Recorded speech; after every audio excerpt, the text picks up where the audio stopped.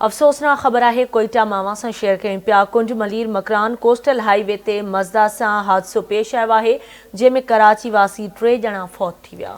हादसे में फौत थियल टिनी ॼणनि जा लाश DHQ अस्पताल ओथल मुंतकिल कया विया आहिनि। हिकु भेरो ॿीहर अवांखे अफ़सोसनाक ख़बर ॿुधाए रहिया आहियूं।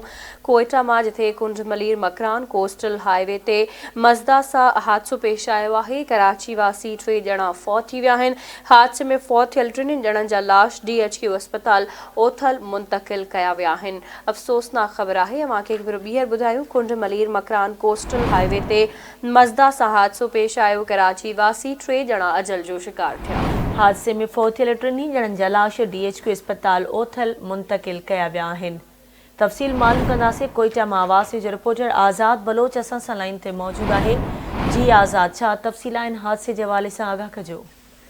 जी बिल्कुलु, गज़ाला ही कोयटा बलोचिस्तान जे उथल वारे इलाइक़े कुंड मलीर जेको आहे त मकरान कोस्टल हाईवे में तेज़ रफ़्तार मज़दा ड्राइवर जे कंट्रोल खां निकिरी वञण सबबि कल्टी थी पई आहे।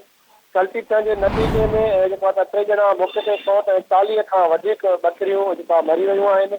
इतला मिलण ते पुलिस इमदाद जी टीमूं वाक़े वारे हंधि पहुची करे फौतुनि जे लाशनि खे उथल अस्पताल पहुचायो आहे, जिते फौतुनि जेको तालुक़ु आहे उहा कराची सां ॿुधाइणो वञे।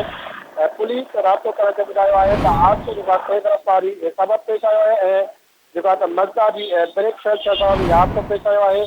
मज़दा कराची खां जेको आहे बकरियूं खणी ग्वादर तरफ़ वञी रहियो हो त हादसो जेको आहे पेश आयो आहे ऐं हादसे जी वधीक जांच। ठीकु आहे आज़ाद बलोच, वॾी महिरबानी अवां जी अपडेट करण लाइ।